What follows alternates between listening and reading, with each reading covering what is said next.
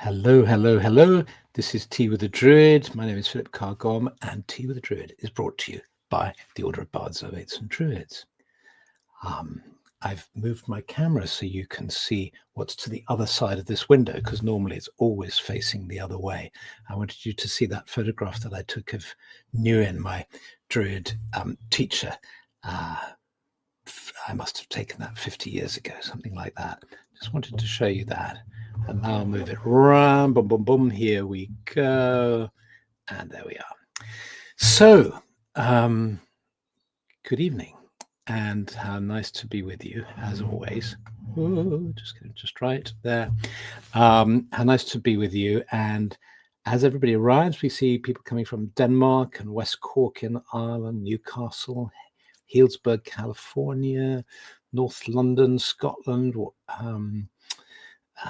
Newcastle, Herefordshire, Southern Germany, Denver, Boston, Massachusetts, Finland. Hooray! Great to see everybody. Hello from Italy. Now, at any moment, this could cut out. The internet is just playing up massively. And I apologize if this suddenly goes poof in a puff of smoke and we don't see each other for a while. It's just one of those things. So living in the back of beyond. So lovely to see everybody. And as you gather round, let's just take some time to get comfortable, settle in,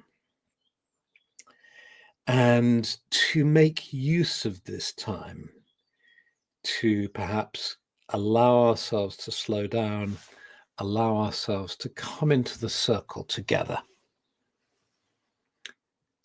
The idea of the circle, if you can imagine this age-old human activity of, working through the day, looking after children and making hay and looking after the pigs and the goats and doing all the things and building the castles or whatever one was up to.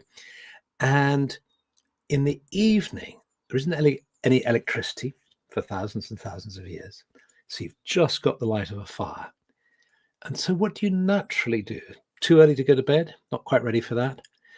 But there's nothing else. You gather around the fire and you share stories of the day. You talk about what's happened. You share any insights you've received, what wildlife you've spotted, what you've heard. So that's what we're doing. We're doing it in a new way, but in an age-old way. So allow yourself, if you wish, to just come to settle. And as you settle, just imagining that we're here in the circle together, knowing that we're here in the circle together, and just turn your attention inwards and take a rain check. How are you doing? And allow yourself to go a little deeper. There was that initial response to that. And now just go a little deeper, drop down a bit deeper. How are you feeling deep, deep, deep inside? Connect with that. And then come out and type in how you're feeling. Feeling fine and happy with the group. Hello, seagull. Yes, a noisy seagull out there. Decompressing from all the upheaves here. In spite of it all being a good place in our sacred place. Thank you, Kevin. Yeah. Struggling after losing mum in July. I'm sorry to hear that, Gabby. feeling in between. It's not unsettling, it just is. Contented, happy to be here, exhausted from a lack of sleep last night, calm and happy, content, scared and also thankful to be here. Very, very, very tired, peaceful and calm, connected, feeling renewed after swimming in Lintegit. Wow. Connected, content, I think almost still inside, lovely and content, hopeful, really happy to be with you all, pretty content, already a bit frazzled for a Monday, at ease. I feel happy in the circle, uplifted by the fellowship, grateful, tired after a busy day, thankful for tea, feeling tired, taking care of Michelle after her back surgery, peaceful, full of pure love, calm and centered, very sore post-surgery. Meeting together makes me happy, sad, but nothing terrible. Knowing my worries are temporary and trying to feel grateful, calm and in love, relaxed. Lintegid is one of my favorite places. How wonderful to have a swim there. Tired, but pretty okay so far. Grateful to be here after this morning's walk. A frustrating work day, but feeling calm already. Calm and lovely cool weather. Peaceful. I'm missing so many. I do apologize. Need to be more in nature and connected to it. Miss mushrooming in the UK lakes. Working to keep calm and hopeful. Exhausted but happy. Momentary lapse of normality. Grieved, scared about world events, but grounded and happy to be with you all. Tired and full. Grateful for cooler weather. Stressed but hopeful. A little confused, although feeling painful. Always feeling I should be doing something else. Yes, that's a funny feeling, isn't it? I gave my daughter a photograph I found in a gallery place, which had a sort of industrial photograph, landscape, and somebody had spray painted, I wonder what everybody else is doing. Seeking more energy to tackle the disarray in my art space.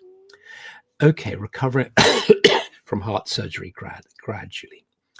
So thank you all for sharing.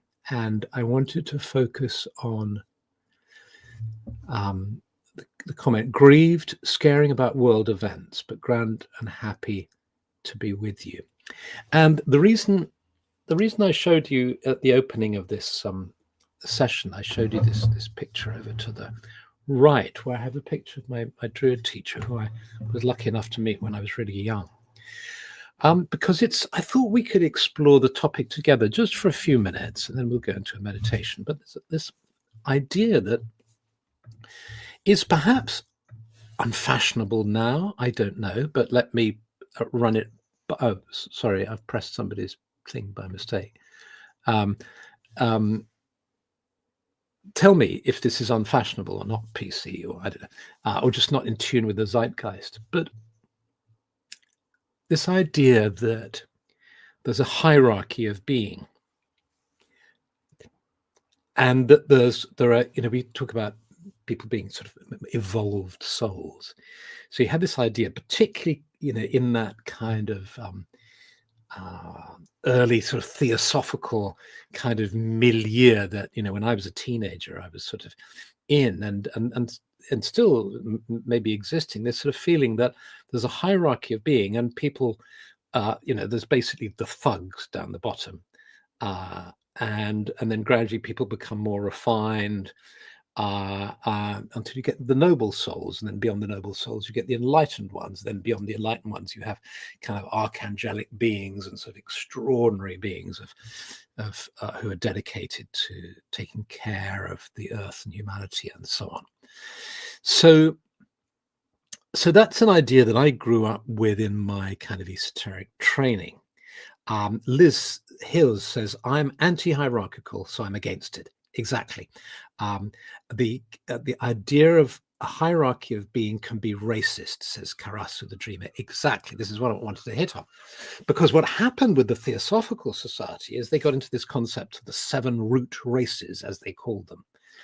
And this became essentially a racist theory. And there's even a sense in which, if you look at the occult history of Nazism, for instance, this fed into the rationales of Nazis interested in the occult, such as Himmler, who posited the idea of the Superman, highly advanced, sophisticated beings. In the more sort of localized world of the sort of occult groups and all the rest of it, people would talk about this in terms of adepts and masters. So when I first came into contact with my teacher, who I'll show you again there, I was very much immersed in that, but I found very quickly that he wasn't a master in the sort of person on a pedestal sense at all. He was very human with failings. He used to drive me mad because he was a sort of grumpy old man some of the time, and he didn't know stuff as well as knowing stuff. I also followed a guru for a while who was trying to be that sort of powerful, omniscient figure, but it became very clear pretty quickly that he wasn't. But then I realized that there's a question of still respecting somebody, even though you're aware of their failings too. Let's see, glitching. I'm so sorry if it's playing around. Gabriella says, I understand diverse roles and diverse features, organized not in a hierarchical manner, but in we each contribute with our own light kind of way. That's a really nice way of reconfiguring this.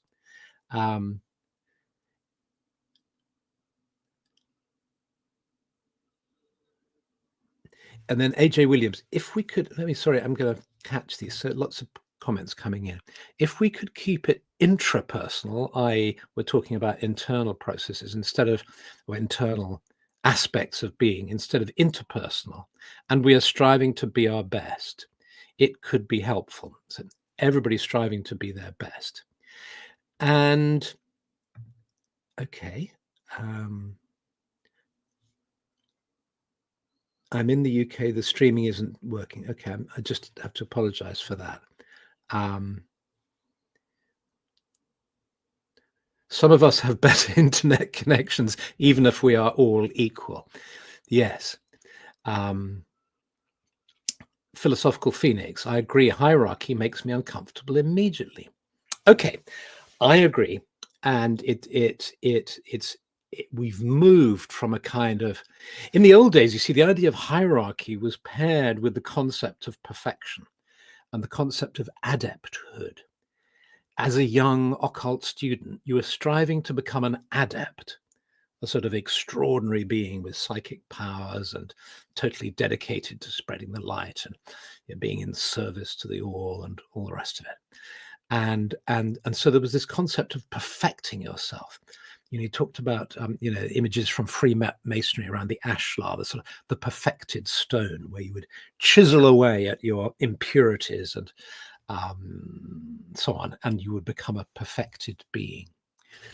Then, thanks really to Carl Jung, I would say, the concept of individuation, the concept of stressing integration, of becoming a whole being, because of course he brought in this idea of the shadow, the fact that we all have shadows. So however perfect we're trying to be, there's going to be stuff that's seething away down there that needs to be sorted out.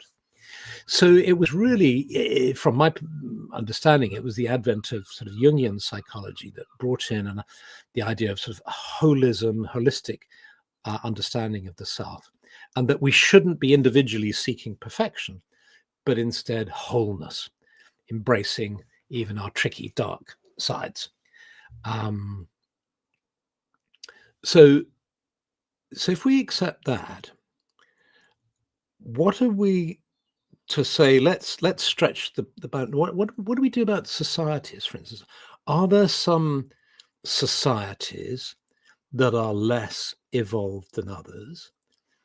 Would you say under a dictatorship, it's less, that society is less involved than a democracy? How about that? Would you say a society where it's the strong who get the upper hand and the weaker members of society aren't cared for, is that can we apply the concept of hierarchy there? Let's see what Liz and others think about that. We may not want to apply it to individuals or in a sort of spiritual sense, but what about societies?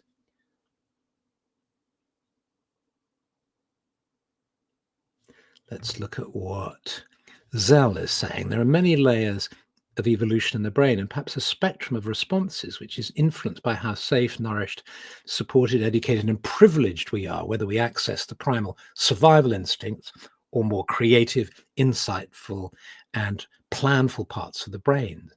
Those layers are all in us, and of course, some will be activated more strongly than others. Even if you look at very simple things like brain injury, can knock out certain layers. Okay.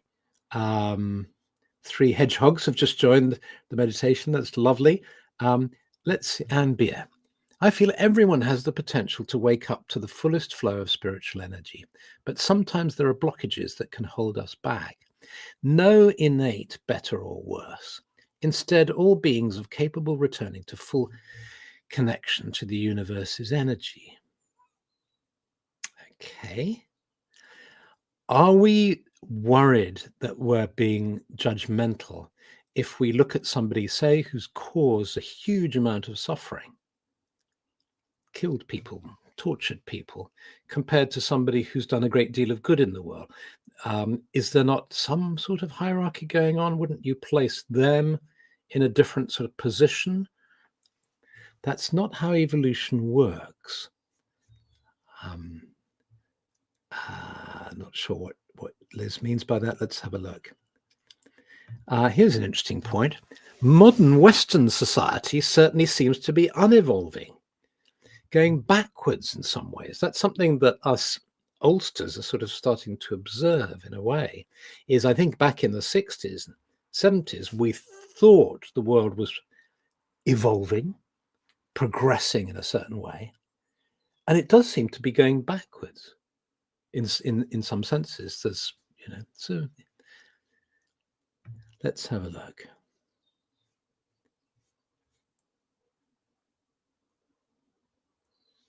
Arcturus, here we go. Dictatorship seems to be undergoing an epidemic of violence, illness and trauma versus hierarchy. It needs healing. Lisa Horn, authoritarian types are definitely less evolved. Okay. Karasu, the strong getting the upper hand has affected me negatively as a disabled queer person. So you see where I know we're walking on sensitive ground here, but I think it's good to engage them. So that idea that we're kind of all equal and that there isn't a sense of hierarchy, maybe we're frightened of making, in a way, quite obvious statements about human nature. Maybe we're frightened of saying something that's pretty obvious, really. But maybe not. Maybe it's not. Let's see. Some societies have turned their backs on the wisdom of elders and no longer value their wisdom and guidance. So are they less evolved? Can we use that term? I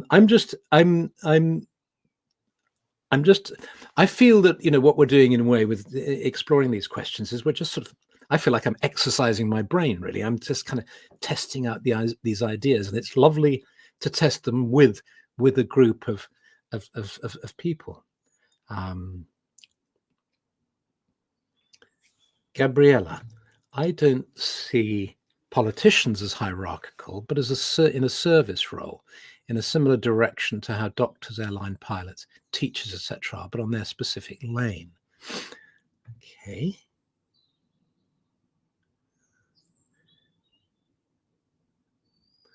Karasu says, I think about this a lot as an autistic person.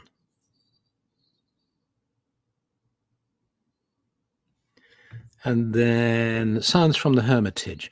Elitism is maybe about selfishness. Is it not better to be selfless? Yeah. So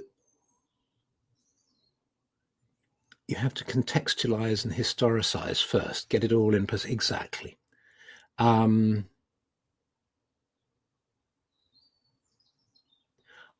Philosophical Phoenix comes out with a slightly different take on it. I see what you mean. To me, my gods are teachers and guides. They don't pretend to perfection, just further advanced on the journey of the soul. So can we say that some people, some people are obviously cleverer than other people. Some people have a more particular skills that are more musical. One person is more musical than another person, and so on. So does that apply spiritually? That's an interesting question. If you say, well, we all have talents, abilities, skills, capacities along a range. And so, in the hierarchy of musicality, in terms of playing a musical instrument, I'm right at the bottom of the hierarchy compared to somebody who's a virtuoso on a violin, on an instrument. So we can posit a hierarchy there. That's okay. Can we posit a hierarchy spiritually? Are the great spiritual teachers of humanity, do we place them higher up on the hierarchy? So let's lots to talk about. We really ought to give this more time, but let's just let me yes. So Liz Hills shows her true colors as a scientist. Scientifically, evolution is purposeless and directionless, an emergent property of life interacting with their environment over many generations. And of course, that's just one particular point of view. There are other points of view and perspectives. Okay, so let's there's so much here. I feel like I've opened this Pandora's box of really interesting thing. Dorothy Abrams. Here's a thought. If all time is here and all time is now, evolution of the soul is a linear measure for the convenience of our limited brain. The soul knows and experiences growth differently and in a way that doesn't correspond to our beliefs in separation. Thank you, Dorothy. Let's take that. My apologies to those of you who have contributed a lot. That's really great, and I look forward to reading your comments later. Do keep making them, and of course, you know that on YouTube and Facebook, you can carry on making comments even after the broadcast is over. Let's move this to another question. Let me ask you another question. Okay, if we can say that there are some people who are better at playing music than other people, so there is some sort of range. Let's call it a range. Get away from a contentious term like hierarchy. It's a range. Some people are better at some things than others. Here's another idea from the occult tradition, or I say, is there a council of beings, an extraordinary council of highly evolved souls dedicated to humanity and the earth, who are operating on another plane? They're not incarnated. They're operating on another plane. They've been through many lives on earth, and now their entire beings are dedicated towards helping the earth and humanity. That's a very strong idea within certain esoteric traditions. Rather than trying to think about this, let's experience this. And in our usual way, let's do this in a relaxed and even playful way, if you like, but sincerely. And let's open ourselves to the idea. And whether it's just an imaginative idea or whether it's a reality, let's just see how it feels. Let's drop into a meditation now. And just being aware of ourselves seated here in front of our screens, we can just gently close our eyes or lower our gaze and take in a big, slow, deep breath. Hold for a moment and then breathe out fully and deeply. Second time. And as you breathe out the second time, the walls just start to vanish as you become so aware of being in the sacred grove. The mighty guardians of the trees around us, us seated as a circle here, the small fire burning in the center. And we can sense the earth beneath our feet. And we feel safe and grounded on the earth. We can allow our weight to drop onto the earth. And as we breathe in, we can allow the energy of the earth to flow through our bodies, bringing us a sense of health and vitality.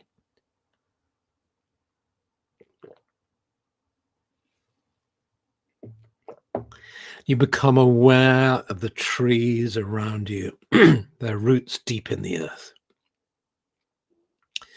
And you sense the presence of the trees now, of the sacred grove. These guardian trees. So different from us, and yet from a Druid perspective, these are spirits. These are our allies, our helpers.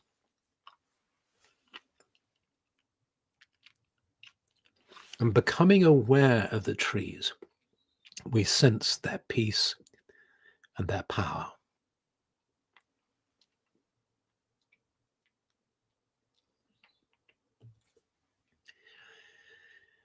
And you open to their branches high above, and you sense the light filtering through the branches, and you get in contact with the energy of the sky, and you breathe in now.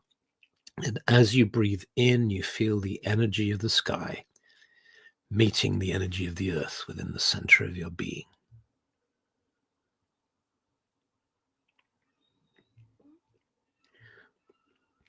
And even though your inner eyes are closed now, as you simply sense the melding and merging of sky energy and earth energy in the center of your being, you can sense the energy of our circle around you.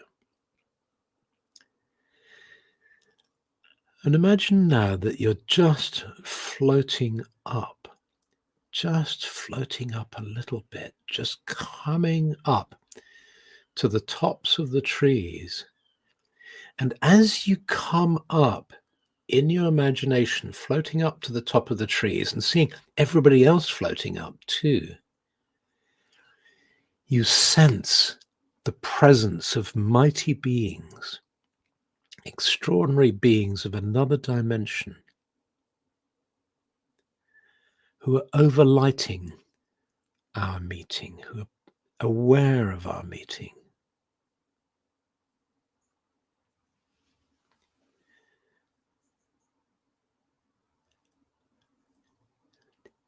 And you open to the energy that flows through them, the energy of care, of dedication.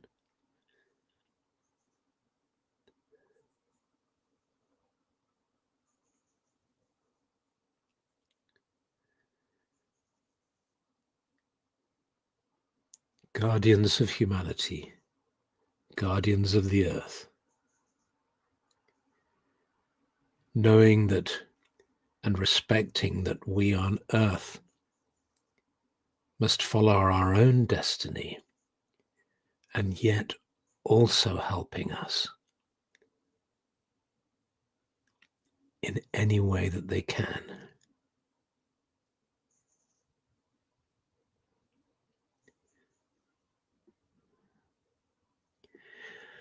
And you feel their energy flowing through you, and you feel the energy of this circle of beings flowing through our circle. And charged with this energy, you sense yourself floating down now, floating down to be seated on the earth. And as you come to be seated on the earth,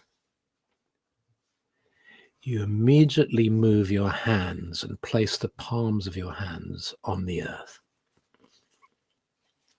And you allow some of that energy that flows from them to you to flow through you down into the earth.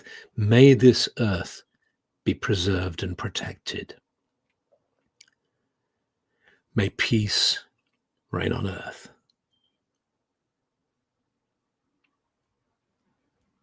May the land be blessed. May all life be blessed.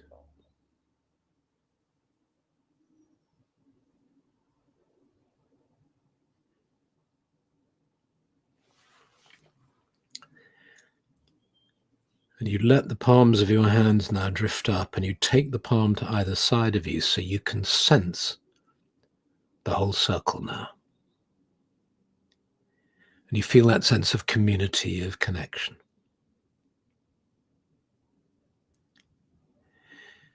And we give thanks for the strength of this community, the strength of this connection, this support. A blessing on all of our lives. And a blessing on the land.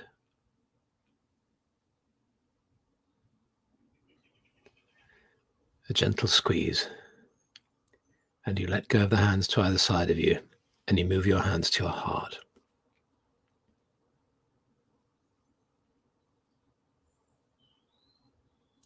May my life be blessed. May all life be blessed. And as you do this, you start to become aware of your physical body. And as you become aware of your physical body, your awareness of the sacred grove begins to fade. As you start to become aware of the walls around you, the ceiling above you, and the floor beneath you. When you feel ready, you open your eyes, fully present, here and now.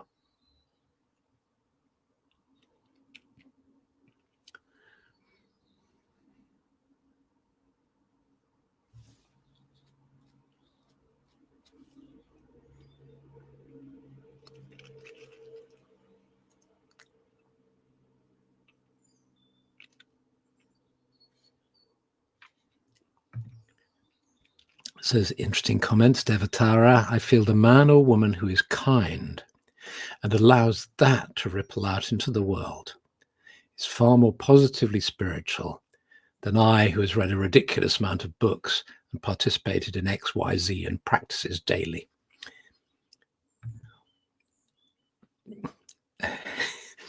Diana Luna. Well, if these beings exist and are working for our good and happiness, given our current situation, I would fire them all. They're doing a terrible job.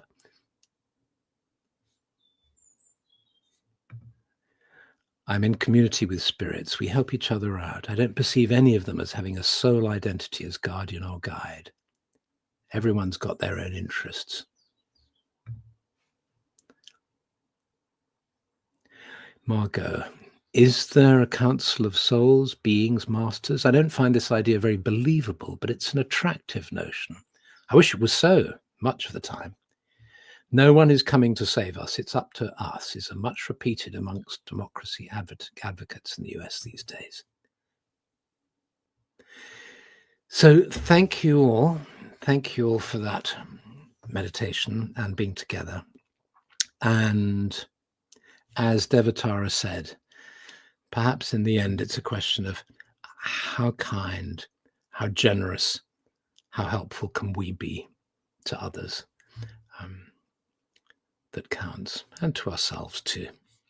So thank you for being here, and I very much look forward to seeing you next week. And in the meanwhile, have a lovely week. Much love to you, many blessings. And if you can come into the Druid Hearth, do by all means, come into the hearth, and I'll see you there. Okay, bye.